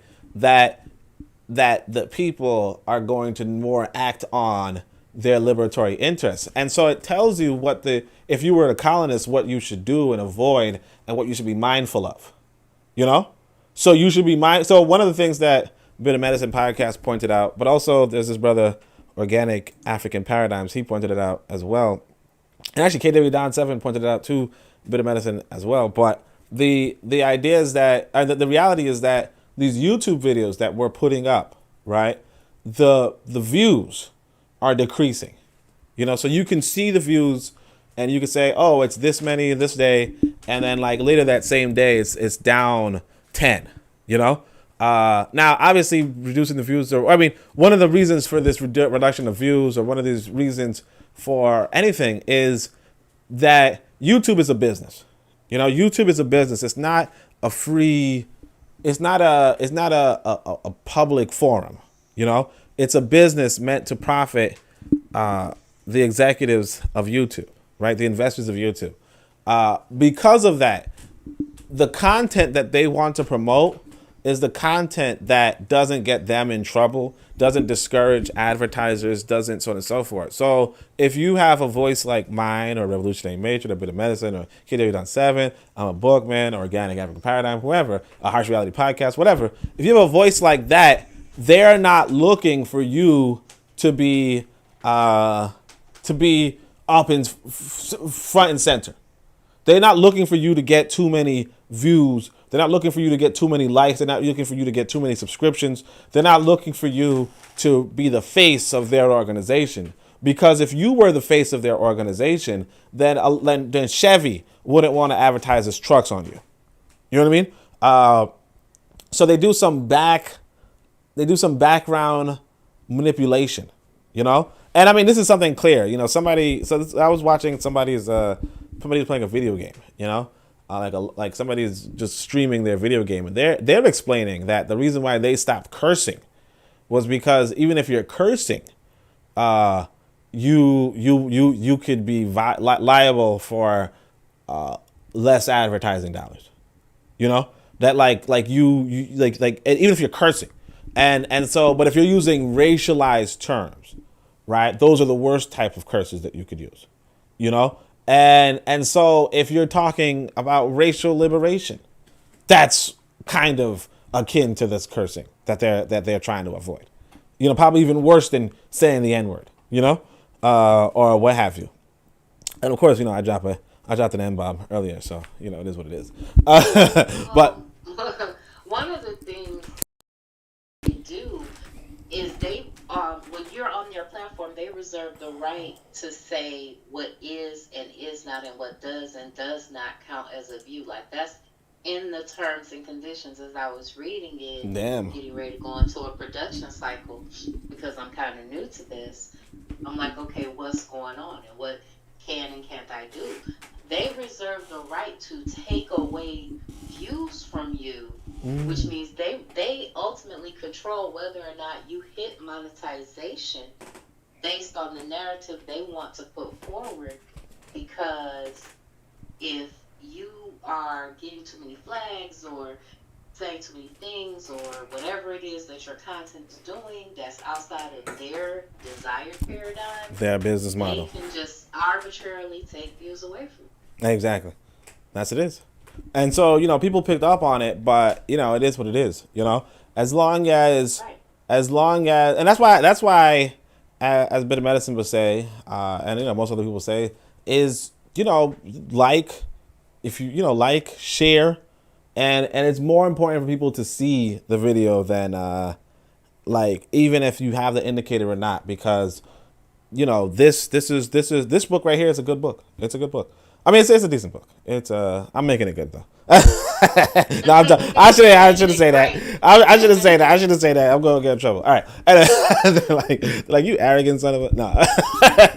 All right. Anyway, so let's see. I revived with particular fervor during the period preceding the actual struggle. This is proof that the people are preparing to march again. Blah blah blah. So. The emergence of the new nation and the demolition of the colonial system are the result of either a violent struggle by the newly independent people or outside violence by other colonized people, which has an inhibiting effect on the colonial regime. Colonized people are not alone. Despite the efforts of colonialism, their frontiers remain permeable to news and rumors. They discover that violence is atmospheric. It breaks out sporadically and here and there sweeps away the colonial regime. The success of this violence plays not only an informative role, but also an operative one. I want to say this. Actually, he's going to talk about the thing. All right, let me see what it says. The great victory of the Vietnamese people at Dien Bien Phu is no longer strictly speaking of Vietnamese victory. From July 1954 onward, the colonial people have been asking themselves, what must we do to achieve a Dien Bien Phu? How should we go about it? A Dien Bien Phu was now within reach of every colonized subject. The problem was mustering forces, organizing them, and setting a date for action. This pervading atmosphere of violence affects not just the colonized, but also the colonizers who realize the number of latent Dien Bien Phus. The colonial governments are therefore gripped in a genuine wholesale panic. Their plan is to make the first move, to turn the liberation movement to the right and disarm the people.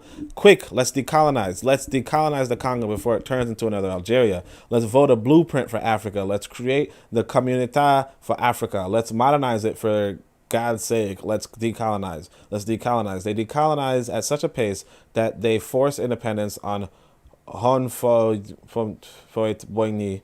In answer to the strategy of Dien Bien Phu defined by the colonized, the colonizer replies with a strategy of containment, respecting the sovereignty of nations. So I do want to say this because I remember when I was younger, and I'm from New York, obviously, and they were saying like what he's saying is colonized people are not alone, and so one of the things that the way how they teach the civil rights movement, at least in New York, is that a lot of people from the North went south and were fighting against the and just being black people who were openly struggling against this north the southern habits, and then of course obviously there are people in the South who were also rebelling against this stuff, and just that north south unity against the Southern project was what it was. Now, obviously, I'm kind of referring to the freedom rides, which were just sit at the lunch counter, so on and so forth.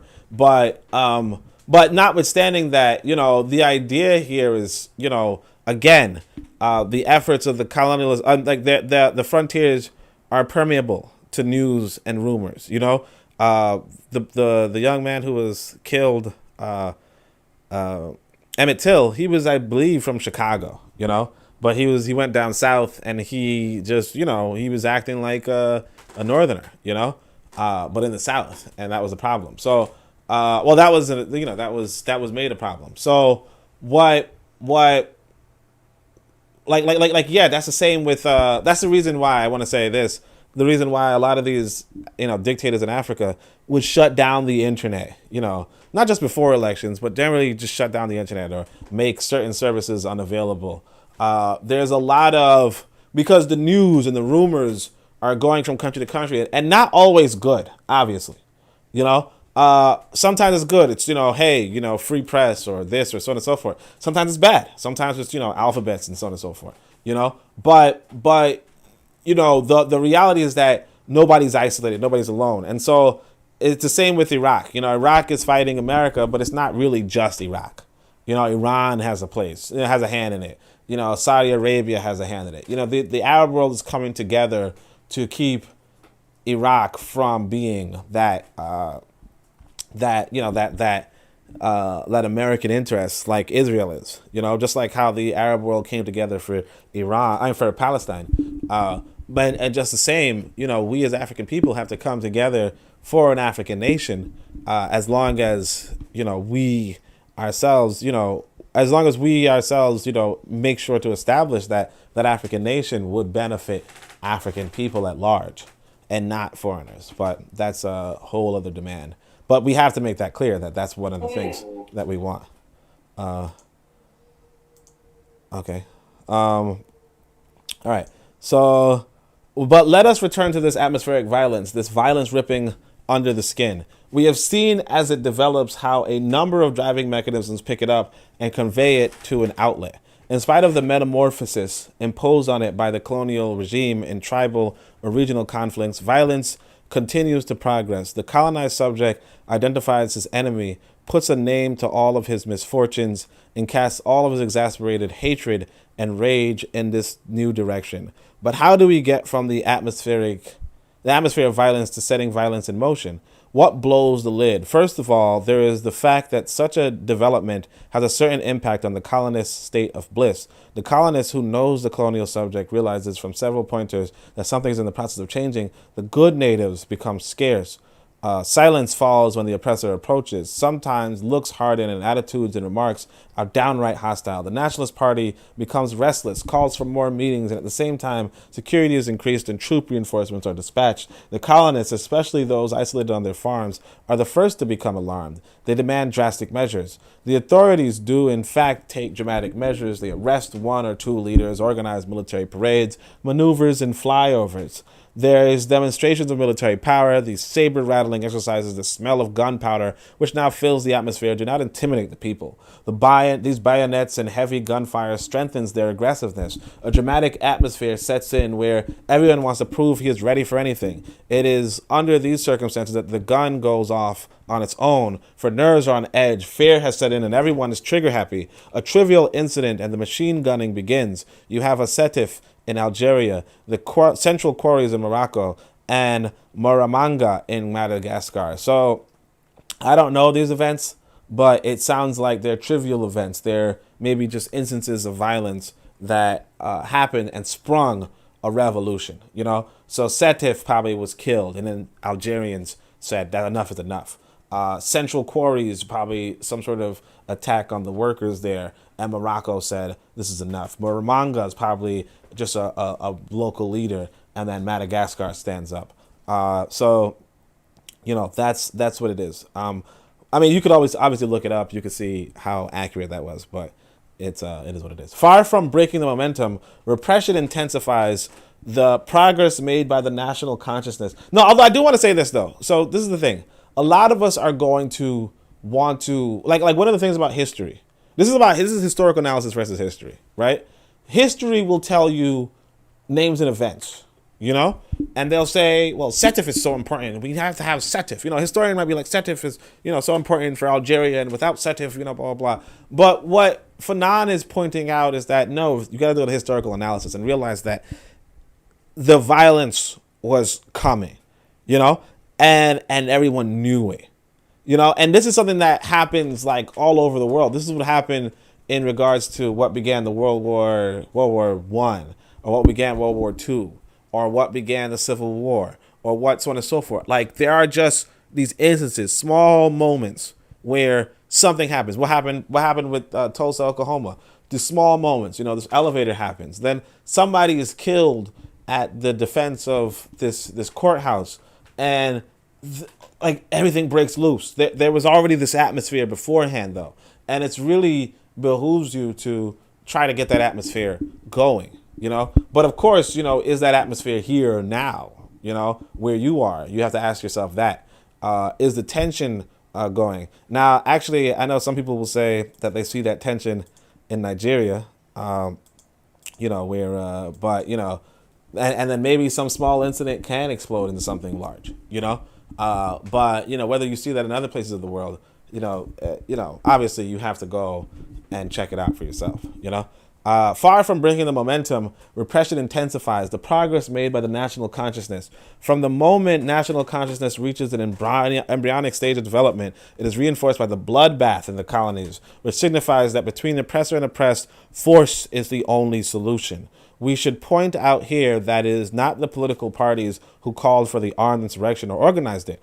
All these perpetuations of repression, all these acts committed out of fear are not what the leaders wanted. These events catch them off guard. It is then that the colonial authorities may decide to arrest the nationalist leaders. But nowadays, the governments of colonialist countries know perfectly well that it is highly dangerous to deprive the masses of their leader. For it is then that the people hurl themselves headlong into jacqueries, mutinies, and bestial murders. The masses give free rein to their bloodthirsty instinct and demand the liberation of their leaders, whose difficult job it will be to restore law and order. So this is actually pretty important.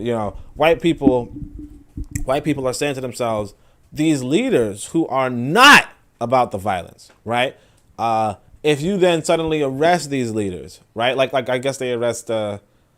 Actually, they arrested the brother Mandela. They arrested Mandela, right? If he's not about that violence, people are rallying around him and fighting this apartheid system for him to be freed,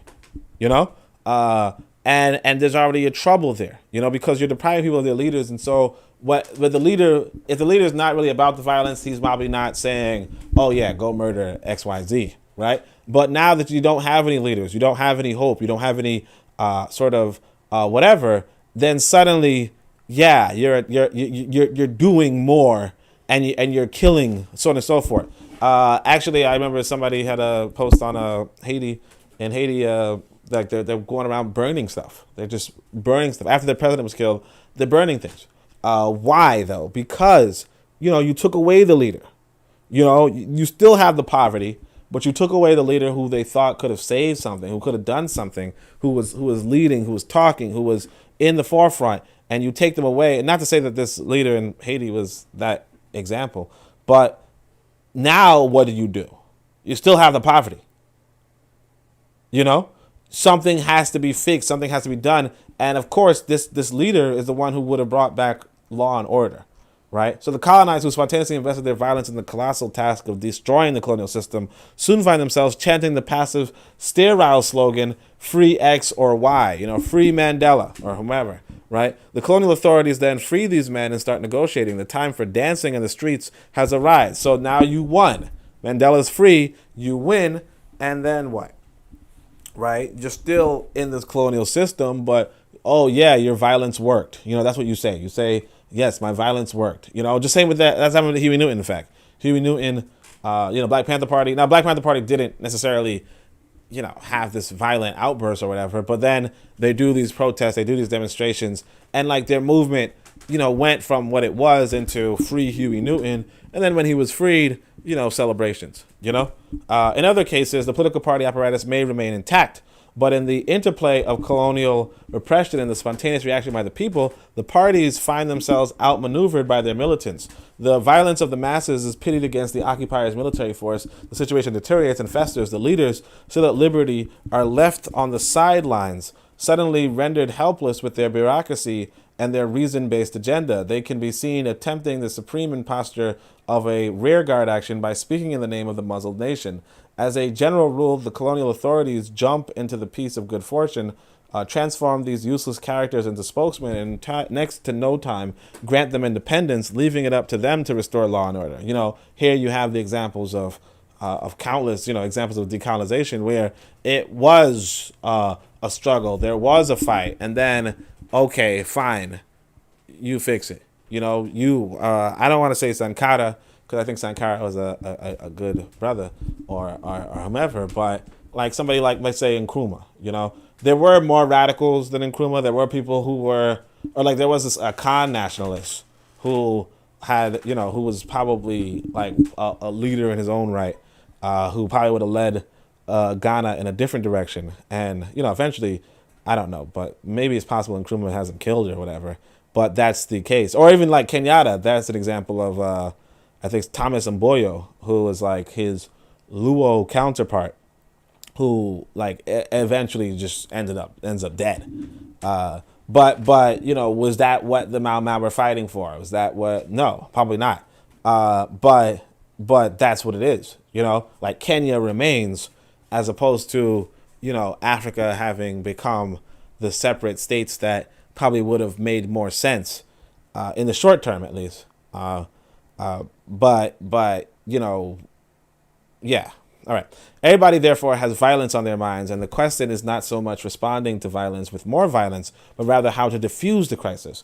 What, in fact, constitutes this violence? As we have seen, the colonized masses intuitively believe that their liberation must be achieved and can only be achieved by force. What aberration of the mind drives these famished, enfeebled men lacking technology and organizational resources to think that only violence can liberate them, faced with the occupiers' military and economic might? How can they hope to triumph? Since what is scandalous is that violence can be used as a party slogan and the people used to rise up in an armed struggle, this issue of violence needs to be given careful consideration. His footnote 4, I don't know where it's, what it's 2. Oh yeah, free X or Y, so I guess he gives an example. The arrested leader might very well be the authentic mouthpiece of the colonized masses. In this case, the colonial authorities will take advantage of his attention to try and establish new leaders. So again, like Huey Newton's arrested and then Elaine Brown takes his place, but Elaine Brown's not really convinced about, like Elaine Brown might be more interested in the food program. She's not really convinced about overtaking America.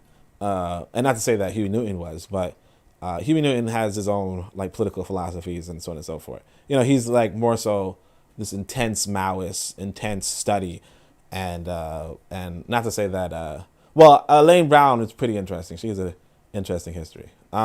Since what is scandalous is that violence can be used as a party slogan and the people used to rise up in an armed struggle.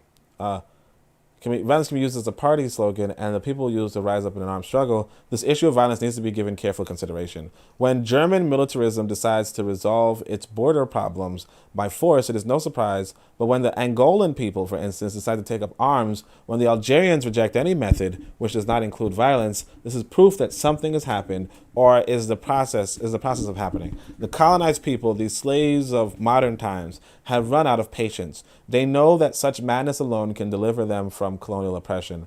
A new type of relationship is established in the world. The peoples of the third world are in the process of shattering their chains, and what is extraordinary is that they succeed. In the age of Sputnik, we might think it ridiculous to die of hunger, but for the colonized masses, the explanation is more down to earth. So Sputnik is, I think everybody knows that, but Sputnik is that, I think it's the satellite that Russia sent into space. So he's just saying in the space age, probably the first satellite launched into space. Like the Russians and the Americans were trying to be the first to launch something into space. So the Russians succeed, and then the Americans land on the moon, and that was what America claims. But anyway, in the age of Sputnik, you might think it's ridiculous to die of hunger. So he's saying, why would people be hungry if they can launch things into space? Now, obviously, the reason why you'd be hungry is, well, like again, the capitalists need hunger. You have to realize that you need people to be hungry, because if they're not hungry, if people are satisfied, they're not going to work hard. They're not going to, like, if everything is given to them, then they are not going to put in the extra work. And if they're not putting in the extra work, then you can't fire. Like, if you can't fire people, right, then you can't work them hard. And that's why you need hungry people. Because if nobody's hungry, if you say, hey, look, if nobody's hungry, if you can't fire anybody, if there's a job deficiency, right? If there's, you know what I mean? Like then yeah. So they have to have that. If they don't have, so this is the economy that you find yourself in. That, and that poverty, if you will, is always going to be, well, it depends on what country you're in, but it's always going to be that underclass. And for the most part, like all over the world, really, it's going to be those black people. Because it's like a white person, you can't yeah, there's going to be poor white people, obviously, but yeah, you want white people to work for you. And like, if you're a white person, you want white people to work for you, and you will say, hey, look, I'll treat you like an N-word. You know what I mean? I'll treat you like an N-word if you don't work harder. But anyway, but for the colonized masses, but of course, now how are black people treated? If they're treated pretty well, then the white person would say, okay, sure, I don't care. Like, what? I could. Well, it goes back to that meme that says, the whole job of the capitalist, the business class, economic elite, is to, first of all, create a stratosphere where they have a current population willing to do the work. That's black people. And second of all, convince everyone else in all other groups that the underclass, the lowest man on the totem pole, is at fault for all of their problems. Mm-hmm. Yeah. I mean, yeah, why not? So I mean, like if you can convince people that, why not? Because if somebody else is the problem, you're not coming after me. You know what I mean? Like, let's just be honest. Let's say we're sitting next to each other, and I take your wallet, right? And then you go, oh, you finally check for your wallet. And you're like, hey, my wallet's missing. And I say, yeah, I think I saw that guy over there run off with it, right? I'm safe. Mm-hmm. You know what I mean? You know what I'm saying? I mean, I shouldn't have used me as an example, because I wouldn't really take your wallet, obviously. But but my point is that if you can shift the blame, exactly, shift the blame, create a distraction, anything like that, if you can do that, you're good. And that's what they do. It's like, hey, if the problem of this white American is this black American, and it's not me, it's not the colonial system, then the white American is going to be fighting against this black American, and you good. Your colony is safe. And that's pretty much what that's pretty much what I would take from that. But anyway, so all right, let's keep going. The ridiculous to die of hunger, blah, blah, blah, blah. The truth is that no colonial country today is capable of mounting the only form of repression which would have a chance of succeeding, i.e. a prolonged and large-scale military occupation. So he's saying that there's no colonial country today that can have a prolonged and large-scale military occupation. Because even if you talk about drones and robots and all that kind of stuff, like, they require energy, they have costs associated with them. You require people to work them. Maybe if eventually, or you require people to turn them off. Who knows? But the point is, and again, they require energy, a lot of energy. It's not, you can't just fly in the sky all day. You have to refuel, or you have to something. So he's saying that there's no country that could do that. Now, obviously, they're trying to go for that. They have flying refueling stations, around the world. But even then, you still have to transport the fuel to them. But anyway, a prolonged and large-scale military occupation. And so this is actually what Iraq is proving. America can't have a prolonged and large-scale military occupation of that country. And this is written 50 years after Fanon is writing this. At home, the colonialist countries, and America was considered the richest country on the planet. At home, the colonialist countries are faced with contestation, and workers demand that requires the deployment of their security forces. Moreover, in the current international situation, these countries need their troops to protect their own regime. Yeah, I know it's kind of loud outside, right? I don't know if you guys can hear it actually, but at home, the colonialist countries are faced with contestation and workers' demands that require the deployment of their security forces. Moreover, in the current international situation, these countries need their troops to protect their own regime.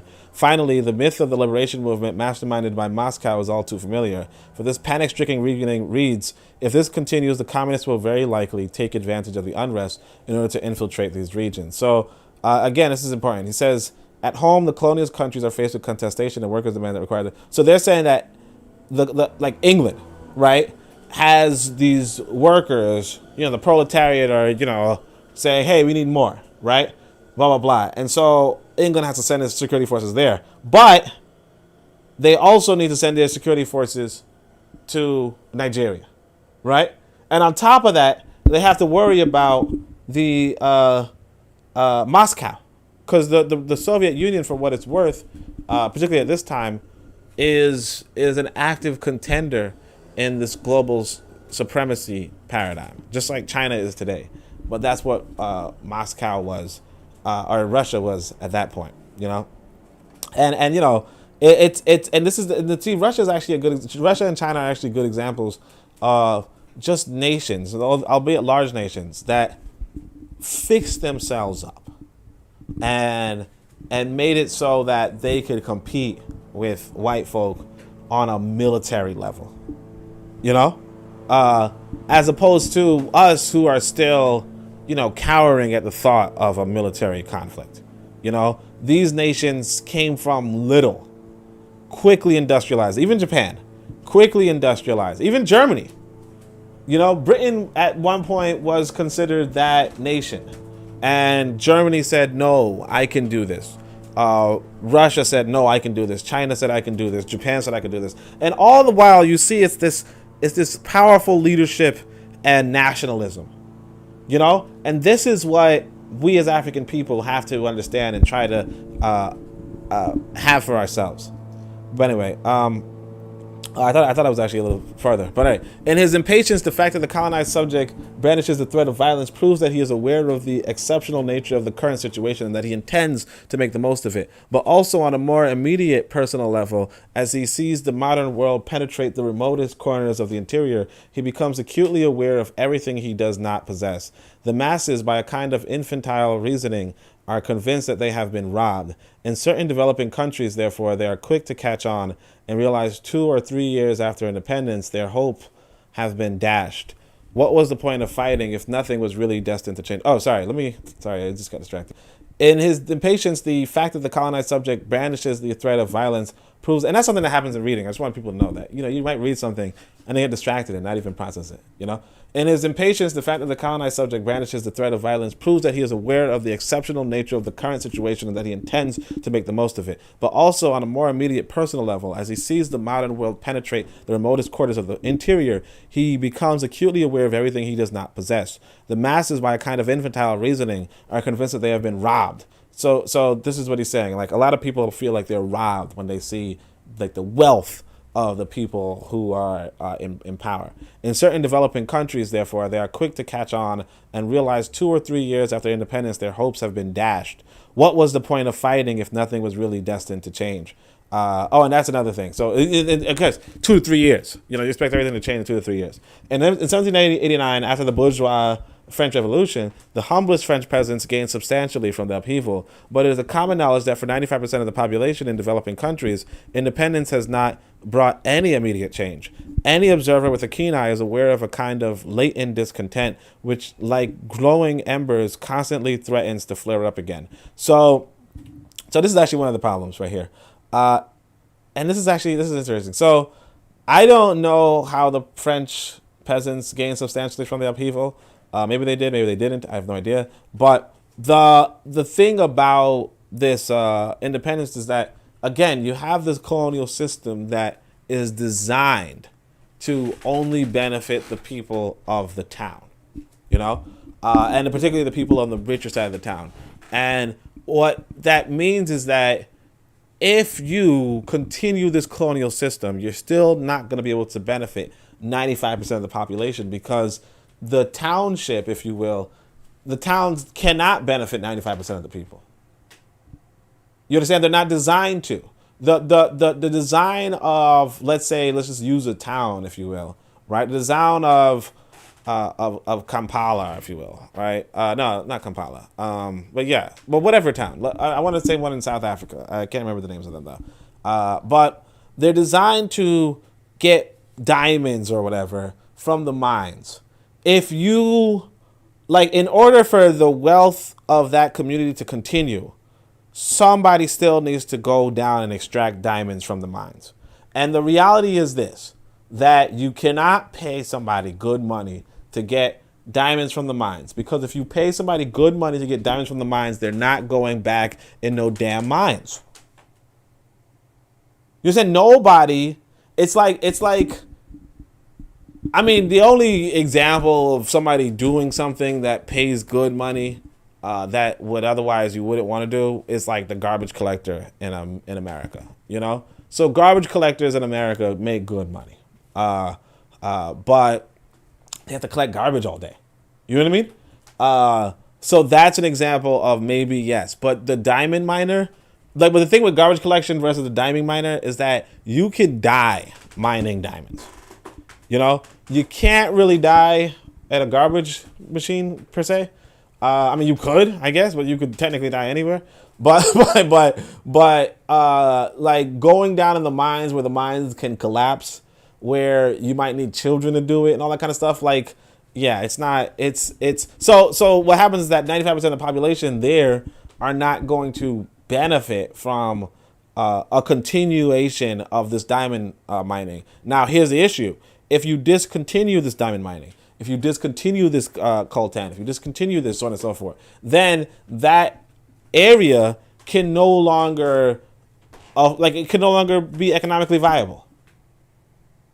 You understand? It's no longer economically viable because what made it economically viable was the fact that people were doing risky labor to get diamonds and coltan and so on and so forth. When you take away that portion, you no longer have it. And on top of that, again, even if you do get the diamond, if you do get the coltan, they're not worth anything unless there's a buyer. And the only people that want to buy it are these wealthy white people. So you keep that same status quo. You keep that same relationship because I can't do anything with coltan. You know? Maybe I could figure it out. Sure. Maybe there are people who could figure it out. Absolutely. But at the moment, no. I couldn't do anything with it. You could give me a whole bag and I couldn't do anything. I'm not Intel. You know, I'm not Dell or whatever. They could do something with coltan. I can't. So they say the colonized want to move too fast. Let us never... Any observer, the keen eye is aware of the kind of latent discontent with its glowing embers constantly threatening to flare up again. So they say the colonized want to move too fast. Let us never forget that it wasn't such a long time ago that the colonized were accused of being too slow, lazy, and fatalistic. Obviously, the violence channeled into the liberation struggle does not vanish as if by magic after hoisting the national colors. It has even less reason to disappear since national building continues to operate within the framework of critical competition between capitalism and socialism. This competition gives a quasi-universal dimension to the most local of disputes. Every meeting, every act of repression reverberates around the international arena. The Sharpersville massacre shook public opinion for months. In the press, over the airways, and in the private conversations, Sharperville has become a symbol. It is through Sharperville that men and women address the problem of apartheid in South Africa. And there is no reason to believe that the demagoguery alone explains the sudden interest by the major powers in the petty affairs of the underdeveloped regions. Every peasant revolt, every insurrection in the third world fits into the framework of the Cold War. 2 men are beaten up in Salisbury. An entire bloc goes into action, focuses on these 2 men, and uses this beating to raise the issue of Rhodesia, linking it to the rest of Africa and every colonized subject. But the full-scale campaign underway leads the other bloc to gauge the flaws in the sphere of influence. The colonized people realize that neither faction is interested in disengaging itself from regional conflict. They no longer limit their horizons to one particular region since they are swept along in this atmosphere of universal convulsion. Anyway, so that's my 12 pages. Thank you, everybody, for tuning in. Obviously, thank you, Revolutionary Matron, for chilling on the mic with me. What do you think about the book, matter of fact? I like the book. Like I said, he has a perspective. further disheartens me that the issues that we have are not new issues. It's been over 130 years that people are writing about the issues. Mm-hmm. We got to do something. Yeah, exactly. That's what I like about reading. Reading gives you like a broader perspective. One of the books that really like impressed me was this. Actually, I have it right here, From Superman to Man, and in it, it's like what's J.A. Rogers is talking about black, like he has this like black porter or something, and a white senator, having a quote unquote debate. And at one point, the white senator says, "Well, black people." He's talking about people in America, and he's like, "Black people are inferior because they call each other the N-word, right?" And I'm reading this, and I'm like, "This book is from like 1950 something or 1920 something," and Jay Rogers is his character is saying, "Yeah, we call like mostly it's the lower class calling each other N-word," and I'm just like, I didn't even know it was something that was happening for 50 years. For me, it seemed like something that was happening in my lifetime. But I didn't realize that it was something that was happening in the lifetimes of those before me. And that's the thing that I find interesting about reading, is that when you read something from a ways back, you realize that a lot of, like, the more things change, the more things stay the same. But also, there are ways for us to change and transform things. And that's one of the things that really get us going and really get us to continue. But other than that, I appreciate your insight. Appreciate you being here. Obviously, I want to give a shout out to Bitter Medicine Podcast. Obviously, you, Revolutionary Matron. I'm a bookman, and of course, KW-7. And other than that, I'll talk to you guys tomorrow. This is a pretty cool series. It's kind of long, kind of in the way of my breakfast, but it is what it is. But that's my other type of breakfast, right? But other than that, thank you everybody for listening, and I'll tell everybody at home, Shem Yam Hotep.